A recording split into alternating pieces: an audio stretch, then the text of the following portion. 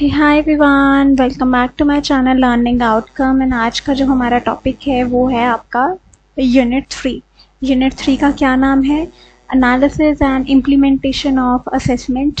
इसका हम आज ये पार्ट करेंगे स्टार्ट। स्कोरिंग प्रोसीजर, जो कि आपकी मैनुअल एंड इलेक्ट्रॉनिक स्कोरिंग के बारे में हम डिस्कस करेंगे। And development of rubrics is very important. आप कल को टीचर बनेंगे तो रूब्रिक्स आपको पता होना चाहिए, बिकॉज आपको टेस्ट बनाने हैं, असाइनमेंट्स लेनी है, तो उसमें बहुत ही इम्पोर्टेंट हो जाता है रूब्रिक्स का। ठीक है, इम्पोर्टेंस बहुत होती है रूब्रिक्स की, ये आपको धीरे धीरे पता चलेगी। एंड आपके जो खुद की बीएड के मार्क्स भी आपको मिलते हैं ना, प्रोजेक्ट या जो भी आपकी फाइल्स बनती हैं, वो भी रूब्रिक्स के बेसिस पे ही आपको नंबरिंग दी जाती है। तो कल को अगर कोई बच्चा आपसे पूछे कि मैम ये मेरे नंबर कहाँ पे कटे हैं, तो आपके पास अगर रूब्रिक्स बना हुआ है तो आप बच्चे को बता सकते हैं, बच्चे तुमने ये क्राइटेरिया मीट नहीं करा इसलिए तुम्हारे मार्क्स कटे हैं, या ये बच्चे के इसलिए फुल नंबर आए हैं, या तुम्हारे इसलिए फुल नंबर आए हैं because you have met all the criterias. ठीक है, तो इसे हम कहते हैं रूब्रिक्स। तो टॉपिक स्टार्ट करने से पहले मेरी वही आपको बेसिक जो होती है इंस्ट्रक्शन वही रहेंगी कि आप चैनल को सब्सक्राइब करें, बिकॉज बहुत अच्छा लगता है। एंड आपका लास्ट पेपर है, अब तो आपका सेकेंड सेमेस्टर पूरा हो जाएगा, फिर थोड़ी देर बाद मिलेंगे, तो उतनी देर तक मुझे भी एक्साइटमेंट होनी चाहिए। एंड आप रेस्ट करेंगे, फिर उसके बाद मैं भी थोड़ा रेस्ट करूँगी। एंड बिकॉज बहुत टायरिंग जर्नी रहती है वीडियो मेकिंग की, फिर आपकी पढ़ने की भी है ना, तो आपने भी एग्ज़ाम देने हैं। आपका कल एग्ज़ाम है आपका, right? And I wish all the best to everybody. And आप सब्सक्राइब किए बिना तो नहीं जाएंगे, एंड मुझे ये पूरा विश्वास है। दूसरा, आप बेल आइकन को क्लिक करेंगे ताकि आगे भी जो आपके थर्ड सेमेस्टर में जो लेसन प्लान्स मैं आपको प्रोवाइड करूँगी वो आपके हेल्पफुल रहेंगे। उसके लिए जो भी मेरी वीडियोस आएंगी अकॉर्डिंग टू सीटेट, पीएसटेट, जो भी मेरी वीडियोस आती हैं, सीटेट मेरा क्वालिफाइड है, so I can guide on that as well.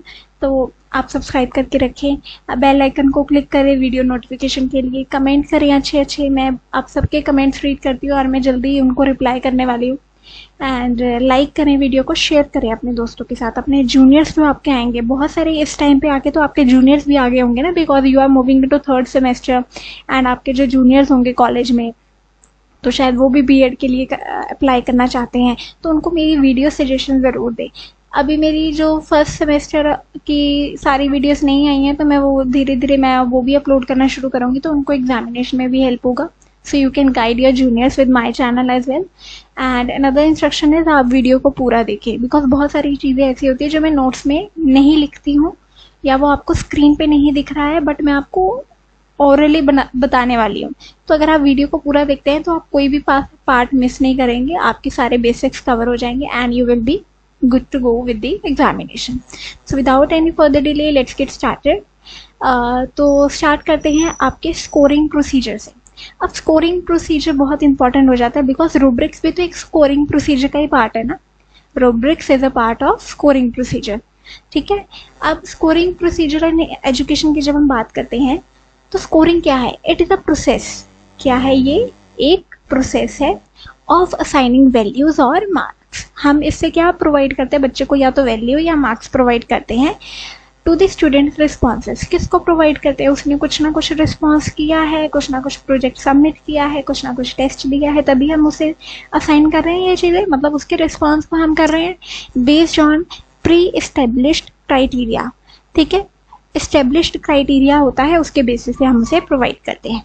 It can be done इधर मैनुअली और इलेक्ट्रॉनिकली, मैनुअली और इलेक्ट्रॉनिकली। ठीक है, तो मैनुअल स्कोरिंग के बारे में हम थोड़ा डिस्कस कर लेते हैं। अब स्कोरिंग आपको समझ में आ गया, मैनुअल स्कोरिंग डिस्कस करते हैं। मैनुअल स्कोरिंग का क्या मतलब होता है? डेफिनेशन में इसकी यही है कि manual scoring involves human evaluator. ठीक है, ह्यूमन का यूज होता है इसमें, कोई मशीन का यूज नहीं होता। सबसे पहली तो बड़ी सिंपल इंस्ट्रक्शन है कि human evaluator assessing the students work. हम ह्यूमंस असेस करते हैं, क्या असेस करते हैं? स्टूडेंट के वर्क को, लाइक उसका कोई ऐसे हो गया, शॉर्ट आंसर हो गया, कोई प्रैक्टिकल वर्क हो गया। ठीक है, प्री डिफाइंड क्राइटेरिया या रूब्रिक्स के बेसिस पे करते हैं। ठीक है, तो इसे हम कहते हैं मैनुअल स्कोरिंग। तो रूब्रिक्स का स्कोरिंग में कैसे यूज आता है आपको वो समझ में आ गया। मैनुअल स्कोरिंग में रूब्रिक्स का यूज होता है। Steps in manual scoring. ठीक है, मैनुअल स्कोरिंग के क्या स्टेप्स हैं। अब मैनुअल स्कोरिंग बहुत वाइड स्केल पे यूज होती है, बिकॉज अगर आप क्लास में कोई छोटा मोटा इवैल्यूएशन करना है या मार्क्स असाइन करना है तो आप डेफिनेटली इलेक्ट्रॉनिक स्कोरिंग की इतनी हेल्प नहीं लेते हो। इलेक्ट्रॉनिक स्कोरिंग की कहाँ ज़रूरत पड़ती है, जब वाइडर स्केल पे कोई चीज़ कोई कंडक्ट हो रहा है एग्जाम, या कुछ बहुत सारे बच्चों का कुछ आपको इवैल्यूएशन या उनको मार्क्स असाइन करने, तब इलेक्ट्रॉनिक स्कोरिंग की इस्तेमाल होता है। लेकिन वाइडर स्केल पे मैनुअल स्कोरिंग का बहुत इस्तेमाल होता है, तो रूब्रिक्स यहाँ पे बड़ा इंपॉर्टेंट हो जाता है ताकि आपको कोई भेदभाव, कोई बायसनेस ना आए। ठीक है, स्टेप्स इन मैनुअल स्कोरिंग। अब मैनुअल स्कोरिंग के क्या स्टेप्स होते हैं। एक तो पहले क्राइटेरिया डेवलप करना है। क्राइटेरिया मतलब होता है एक सेट रूल्स, आप रूल्स कह सकते हो एक तरह से। क्राइटेरिया का मतलब है ये कुछ प्री डिटरमाइंड पॉइंट्स हैं, जो बच्चा ये पॉइंट्स को फुलफिल करेगा वही बच्चा फुल मार्क्स गेन करेगा। अब जैसे क्राइटेरिया का मतलब होता है आपने गाइडलाइन सेट कर दी for correct and acceptable answer कौन से होंगे। फिर यूज ऑफ रूब्रिक्स। एक रूब्रिक्स क्या होता है, tool to ensure uniformity.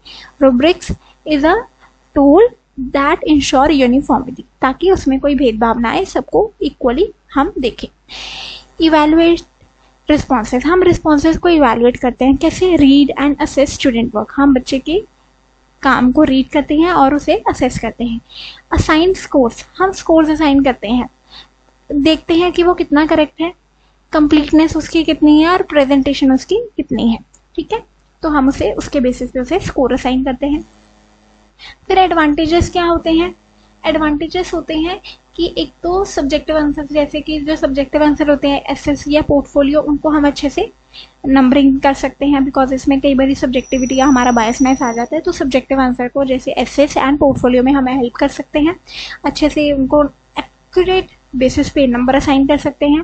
Professional judgement होती है इससे, ठीक है, रूब्रिक से, या हमारी जो मैनुअल स्कोरिंग जो हम अच्छे से करते हैं on the basis of criteria या सेट रूल्स या गाइडलाइंस पे, हमारी प्रोफेशनल जजमेंट होती है वो फ्लेक्सिबल फॉर क्रिएटिव रिस्पॉन्सेज। अगर कोई बच्चा खुद से आंसर लिखता है तो हम उसे रिजेक्ट नहीं करते, हम उसे सही तरीके से गाइडलाइन के बेसिस पे, क्राइटेरिया के बेसिस पे उसे जज करते हैं उसके आंसर को, और उसे एक्चुअली में वही मार्क्स असाइन करते हैं जो वो डिजर्विंग करता है, जो वो डिजर्व करता है, राइट। तो हमारे यहाँ पे जो क्रिएटिव आंसर्स होते हैं ना बच्चों के, जो बच्चे कहते हैं, इवन आई वॉज, अगर मैं स्कूल की बात करूँ तो मैं भी वही स्टूडेंट थी जो खुद रट्टाबाजी नहीं करती थी। मुझे जितना समझ में आ गया, मैंने जितना सीख लिया, मैं अपनी लैंग्वेज में लिख के आऊँगी, और वो लैंग्वेज ऐसी टूटी फुटी नहीं होती थी मेरी, बड़ी अच्छी वेल वर्स्ड मेरी लैंग्वेज होती थी। ठीक है, बट एक चीज मैंने देखी कि टीचर्स भी बहुत सपोर्टिव थे। अगर मेरी जो क्रिएटिव एक्सप्रेशन था, जो, और बहुत सारे बच्चे ऐसे आपको स्कूल में भी मिलेंगे जो रट्टाबाजी नहीं कर सकते, जो चाहेंगे कि एक एक वर्ड मेरे से याद नहीं होता, तो उनके लिए ये बड़ा बेनिफिशियल है। बिकॉज अगर टीचर्स सपोर्टिव होते हैं ना, अगर टीचर्स ऐसे एक्सेप्ट कर देते हैं, तो बच्चा और क्रिएटिव बनता है, और क्रिएटिव बनता है, मतलब बहुत क्रिएशन उसकी हाई लेवल तक जा सकती है। तो अगर टीचर सपोर्टिव नहीं होंगे तो बच्चे का वो क्रिएटिव एक्सप्रेशन वहीं पे मर जाएगा, और क्या पता हम बहुत अच्छे राइटर खो दें, बहुत अच्छे पोइट खो दें। तो ये हमारा एम नहीं होना चाहिए। तो फ्लेक्सिबिलिटी इन क्रिएटिव रिस्पॉन्सेज हमारी होनी चाहिए। डिसएडवांटेजेस क्या है, ये टाइम कंज्यूमिंग होता है डेफिनेटली। कभी कभी बायसनेस और इनकन्सिस्टेंसी आई जाती है। अगर मैनुअल स्कोरिंग हो रही है तो कभी कभी तो बायसनेस और इनकन्सिस्टेंसी आएगी ही आएगी।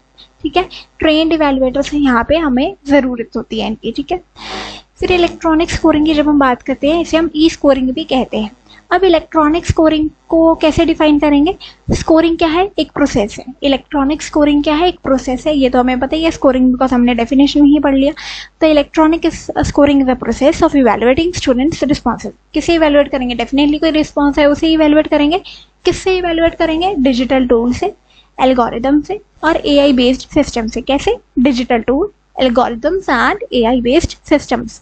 अब टाइप्स कैसी होती हैं इलेक्ट्रॉनिक स्कोरिंग की, ओएमआर, ऑप्टिकल मार्क रिकॉग्निशन। ठीक है, अब जो आप ओएमआर शीट भरते हैं, अब आपको याद होगा अगर आप सीटेट का पेपर दे चुके हैं, या आपने पीएसटेट दिया है, या आपने बीएड का एंट्रेंस भी दिया है, तो आपने कैसे आंसर फिल करे थे, एमसीक्यू टाइप थे वो, मल्टीपल चॉइस क्वेश्चन है वो। ठीक है, आपने गोले भरे थे ओएमआर शीट पे। अब वो गोले गोले कैसे चेक होंगे, आपने गोले गोले तो भर दिए ओएमआर शीट पे, वो कैसे चेक होंगे, वो इलेक्ट्रॉनिक मशीन के थ्रू चेक होंगे। कोई डिजिटल टूल, एल्गोरिदम या एआई बेस्ड सिस्टम से ओएमआर शीट चेक होगी। ठीक है, अब वो ओएमआर शीट चेक कैसे होती है? इलेक्ट्रॉनिक स्कोरिंग के through. That is the basic example जो हम सब ने देखा हुआ है, ठीक है। कंप्यूटर बेस्ड टेस्टिंग, सीबीटी जिसे हम कहते हैं, स्कोरिंग बाय सॉफ्टवेयर। अब जितने भी डीएवी स्कूल होते हैं, ठीक है, डीएवी स्कूल्स, डीएवी आपको पता ही होगा, डीएवी जितने भी स्कूल्स होते हैं इंडिया में, बहुत सारे डीएवी स्कूल हैं, वो कंप्यूटर बेस्ड टेस्ट लेते हैं। आजकल तो बहुत सारे स्कूल्स टीचर सिलेक्शन के टाइम पे एक कंप्यूटर बेस्ड टेस्ट लेते हैं, जिससे पता चल जाता है कि उनको कंप्यूटर स्किल्स आती हैं, टेक्निकल स्किल्स आती हैं, या उनके सब्जेक्ट के बेसिस पे भी उस पर क्वेश्चंस होते हैं, तो ये देखा जाता है कि उनको कितनी नॉलेज है। तो सीबीटी टेस्टिंग से भी हम नेशनल लेवल रैंकिंग से, मेरिट से टीचर सिलेक्ट कर लेते हैं। तो सीबीटी बेस्ड टेस्टिंग ये भी एक इलेक्ट्रॉनिक स्कोरिंग है, ये सॉफ्टवेयर से चेकिंग होती है।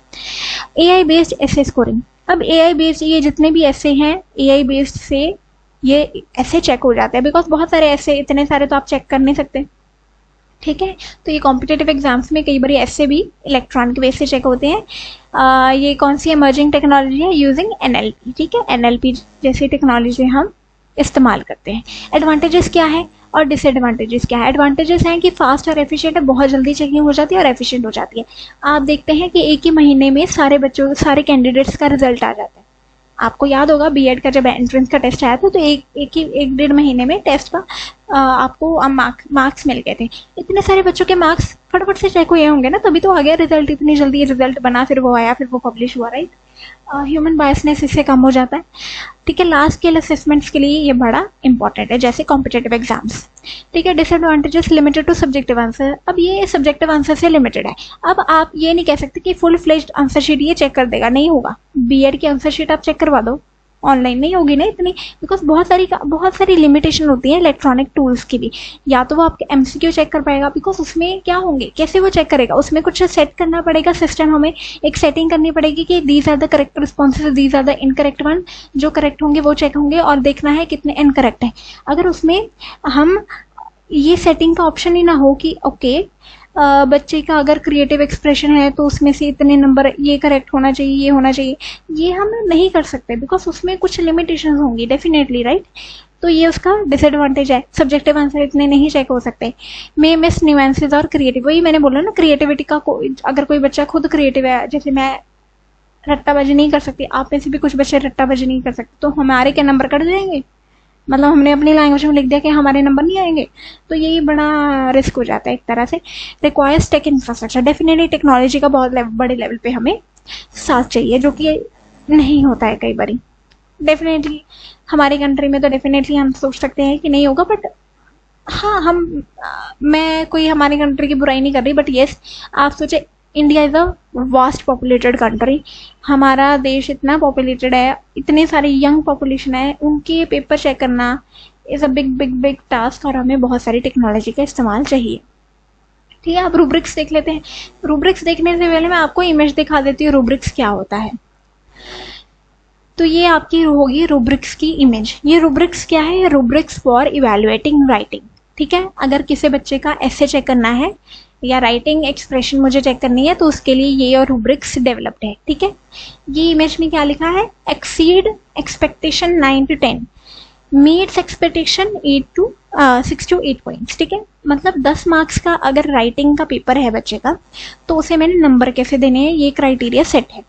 अगर बच्चे ने एक्सपेक्टेशन के अकॉर्डिंग लिखा है, तो मैं उसे 6 से 8 के बीच में नंबर दूंगी, 6, 7 या 8, ये उसका नंबर मिलेगा आउट ऑफ 10। अगर उसने एक्सपेक्टेशन से भी, मेरी एक्सपेक्टेशन से भी, जो कि टीचर की एक्सपेक्टेशन होती है, अगर उससे भी उसने बेटर लिख दिया, तो उसको क्या नंबर मिलेंगे? 9 या 10, फुल भी मिल सकते हैं या 9 भी मिल सकते हैं नंबर, ठीक है। अब उसकी क्राइटेरिया देख लेते हैं, 6 से लेके 8 पॉइंट तक, या उसने एक्सपेक्टेशन अगर मीट करनी है तो उसके लिए क्या क्राइटेरिया होंगे?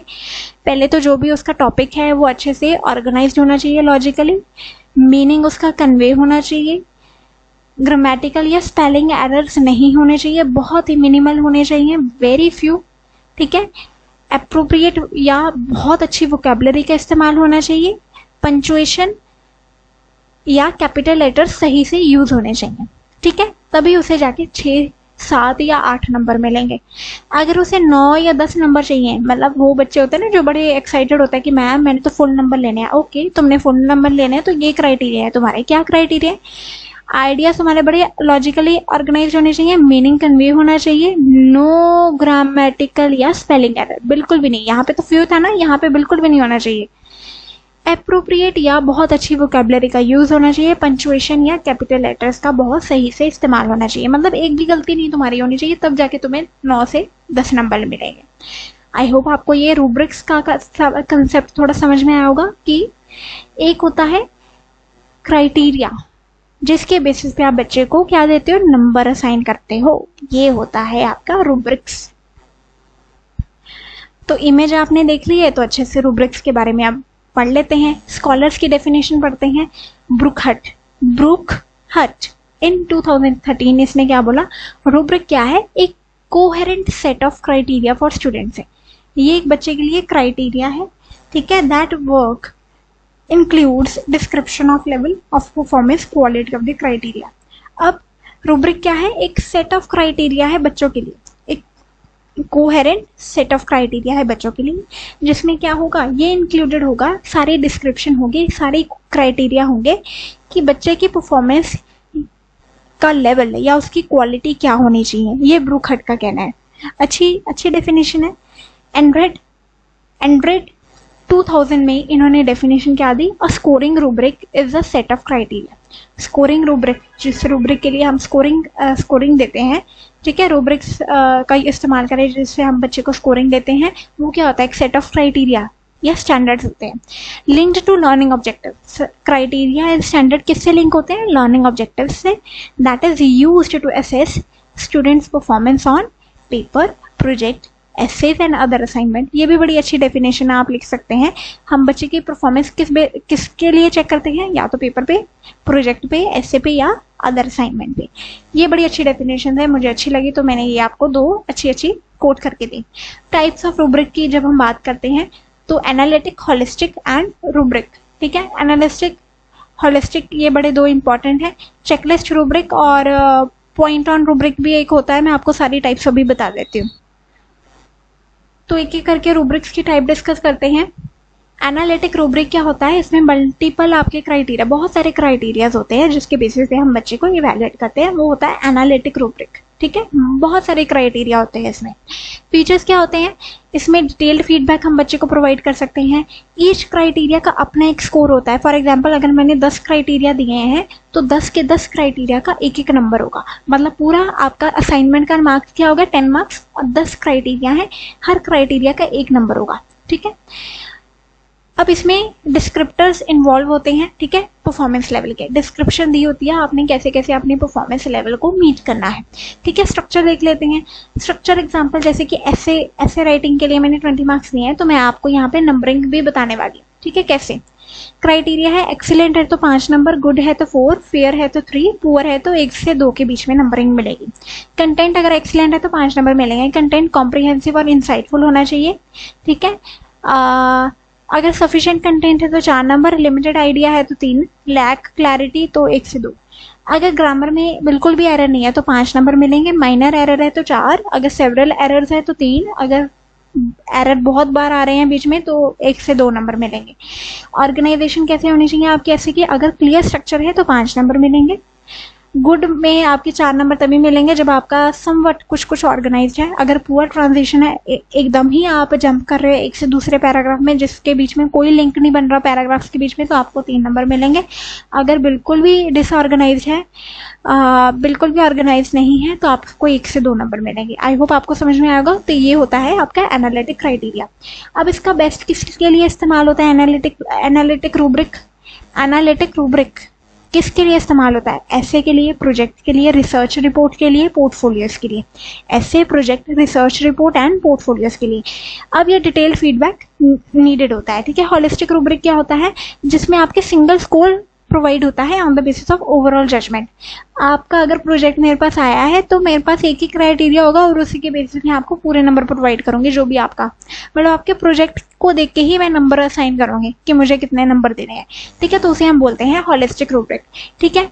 ओवरऑल रेटिंग प्रोवाइड होती है, फीचर्स इसमें यही होते हैं। क्विक टू यूज होता है, ठीक है। एम्फोसिस ऑन जनरल इंप्रेशन, ठीक है। अब एग्जाम्पल देख लेते हैं 9 से 10। अच्छा, नीचे से शुरू करते हैं। अगर 1 से 4 नंबर आपको कब मिलेंगे? अगर आपका बहुत ही पुअर क्लैरिटी है और बहुत सारे एरर है। 5 से 6 के बीच में नंबर तब मिलेंगे जब आपको, मुझे लगता है कि आपने ठीक लिखा है लेकिन इम्प्रूवमेंट हो सकती है। 7 से 8 नंबर तब मिलेंगे जब आपका एक्सप्रेशन क्लियर है और मोस्टली एक्यूरेट है। 9 से 10 तब मिलेंगे जब आप बहुत ही एक्सीलेंट वे से लिख रहे हैं, ठीक है, आपने बहुत ही एक्सीलेंट असाइनमेंट बनाई है, वेल डेवलप है, एरर फ्री और हाईली क्रिएटिव है, ठीक है, ओरिजिनलिटी है उसमें। समेटिव असेसमेंट के लिए यूज होता है और टाइम लिमिटेड इवैल्यूएशन सिचुएशन के लिए। अब चेकलिस्ट क्राइटेरिया क्या होता है? चेकलिस्ट क्राइटेरिया मतलब आप टिक मार्क करते हैं कि क्या ये बच्चे ने सारे क्राइटेरिया मीट करे हैं या नहीं करे, ठीक है। यूजेस अ सिंपल येस और नो और done not done approach to each criteria, ठीक है। इजी टू यूज होता है ये। इसमें स्कोरिंग लेवल इतने नहीं होते, बस आपने चेक करना होता है, टिक मार्क करना होता है, ठीक है। टाइटल इंक्लूडेड येस या नो, ग्रामर करेक्ट है सही हाँ या नहीं, answer with in word limit हाँ या नहीं, रेफरेंस आर एडेड हाँ या नहीं, ठीक है। इसके बेसिस पे नंबर मिलेंगे। अगर ये क्राइटेरिया मीट हो गए तो आपको नंबर अच्छे मिलेंगे। ये किसके लिए यूज होता है? ऑब्जर्वेशन के लिए, प्रैक्टिकल के लिए, शॉर्ट आंसर टाइप टेस्ट के लिए या टास्क के लिए, early grades and quick checks ये प्रोवाइड करता है। डेवलपमेंट रूब्रिक क्या होता है? डेवलपमेंट रूब्रिक का मतलब होता है कि जो एसेस कर सके progress with in along a continuum of learning. जो हम बच्चे की लर्निंग को असेस करने के लिए रूब्रिक बनाते हैं उसे हम कहते हैं डेवलपमेंट रूब्रिक, ठीक है। अब इसके फीचर्स क्या होते हैं? ताकि हम बच्चे की ग्रोथ और इम्प्रूवमेंट पे फोकस कर सके और उसे फॉर्मेटिव फीडबैक दे सके, ठीक है। लेवल किसके लिए होता है? बिगिनिंग, डेवलपिंग, प्रोफिशिएंट और एडवांस इसके लेवल होते हैं। ये किसके लिए बेस्ट होता है? प्रैक्टिकल प्रेजेंटेशन या स्किल कोई बच्चे ने डेवलप करा है टाइम टू टाइम, उसे हम डेवलपमेंट रूब्रिक में ऐड कर सकते हैं। रिफ्लेक्टिव एंड फॉर्मेटिव असेसमेंट में भी हम यूज कर सकते हैं।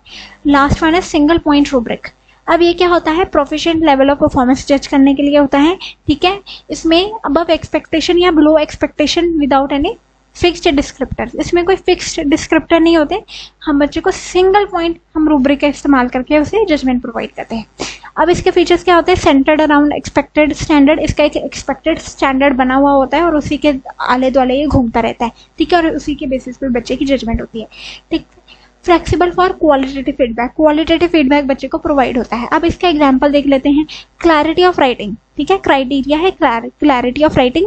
अगर बच्चे ने स्टैंडर्ड को मीट नहीं करा तो उसके लिए कमेंट हम प्रोवाइड करेंगे, ठीक है। एक्सपेक्टेड स्टैंडर्ड है तो क्लियर एंड कंसाइज होना चाहिए, ठीक है। अबव स्टैंडर्ड है तो कमेंट हमें उसके मतलब फीडबैक उसे प्रोवाइड करना है अच्छे से, ठीक है।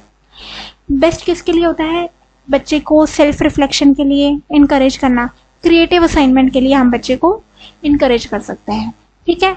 तो ये आपका समरी टेबल है, इसका स्क्रीनशॉट आप ले सकते हैं, ठीक है। बार बार समझाने की मुझे नहीं लगता ज़रूरत है, आप अच्छे से इसका स्क्रीनशॉट लेके एक क्लियर कट आप डिफरेंशिएशन इसमें बना सकते हैं। अब फटाफट से 5 पॉइंट्स देख लेते हैं कि आपने रूब्रिक्स कैसे डेवलप करना है। पहले तो डिफाइन ऑब्जेक्टिव, ऑब्जेक्टिव क्या है आपका रूब्रिक बनाने का, पहले तो वो क्लियर होना चाहिए कि आप रूब्रिक्स बना क्यों रहे हैं, ठीक है। फिर क्राइटेरिया सेट करना, पहले तो आइडेंटिफाई करो कि मुझे क्या क्या क्राइटेरिया, अच्छा मेरा ये ऑब्जेक्टिव है, अब मुझे क्राइटेरिया क्या सेट करना है, मुझे क्या बच्चे की असाइनमेंट से चाहिए कि मैं उसको फुल नंबर दूँ, ठीक है। वो क्राइटेरिया बिल्कुल रियल होने चाहिए, ये नहीं हाई फाई क्राइटेरिया रख ले ना, आप खुद मीट नहीं कर पा रहे हो उसे बच्चा क्या मीट करेगा, ऐसे नहीं होना चाहिए। क्राइटेरिया बिल्कुल लेजिबल होने चाहिए, आप एकदम उसे मीट कर पाए, बच्चे के लेवल पे क्राइटेरिया होने चाहिए। ये नहीं आप खुद पीएचडी करके बैठे अपने क्राइटेरिया अपने लेवल पे बना लिया, नहीं, बच्चे के अकॉर्डिंग क्राइटेरिया बनाने हैं, ठीक है।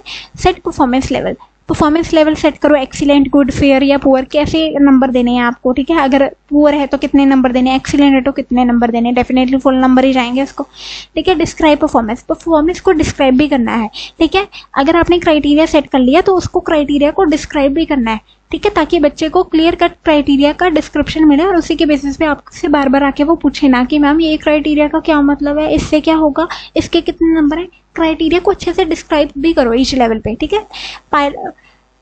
पायलट एंड रिवाइजिंग, इसमें क्या होता है कि बच्चे अगर आपका रूब्रिक सेट है तो आप उसे टाइम टू टाइम उसे इन्हांस भी करते रहें। यही नहीं क्राइटेरिया बन चुका है तो पूरे साल यही क्राइटेरिया चलते रहेंगे, नहीं, अलग अलग रूब्रिक टेस्ट करो, अलग अलग रूब्रिक बच्चे के सामने रखो और उसकी परफॉर्मेंस को बढ़ाते रहो।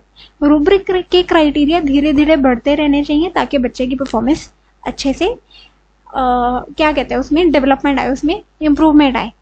अगर कोई क्राइटेरिया ऐसा है जो कोई भी बच्चा मीट नहीं कर पा रहा है तो उसमें डेफिनेटली आपको एक सिग्नल मिलता है कि ये क्राइटेरिया में चेंज लेके आना बहुत ज़रूरी है ताकि बच्चे अच्छे से कर पाए, ठीक है। अब इम्पोर्टेंस क्या होता है रूब्रिक का एजुकेशन में? फेयरनेस और ट्रांसपेरेंसी लेके आता है, ये तो आपको पता ही है कि अगर कोई बच्चा आपसे क्वेश्चन पूछे तो कल को आप रूब्रिक दिखा के बच्चे को बता सकते हो, कि बड़ा पोलाइटली आप बच्चे को बता सकते हो कि तुम्हारा ये चीज़ नहीं मीटअप था तो इसलिए तुम्हारे कम नंबर आए, आगे से और इम्प्रूव करो।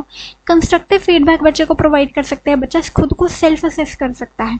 बच्चे को पता है कि अगर मेरे ये नंबर कम आए हैं तो रूब्रिक खोल के वो ये देख सकता है, अच्छा मैंने क्या नहीं चीज़ ऐड करी जो, या क्राइटेरिया मैंने नहीं मीट करा कि मेरे कम नंबर आए। तो बच्चा सेल्फ असेसमेंट की तरफ जुड़ता है या देखता है, या उसको सेल्फ असेसमेंट की स्किल आती है अपने अंदर। ठीक है, अब ये अलाइन करता है असेसमेंट विद लर्निंग ऑब्जेक्टिव। हम अपने जो बच्चे की असेसमेंट ऑफ लर्निंग करना चाहते हैं उसको किसके साथ अलाइन कर सकते हैं? लर्निंग ऑब्जेक्टिव के साथ। तो इसी के साथ आपका यूनिट 3 का ए पार्ट कंप्लीट होता है। आई होप आपको समझ में आया होगा। कोई भी क्वेरी है, कोई भी डाउट है, कभी भी जब मर्जी मुझे कमेंट बॉक्स में आप पूछ सकते हैं। I will be there to answer your question.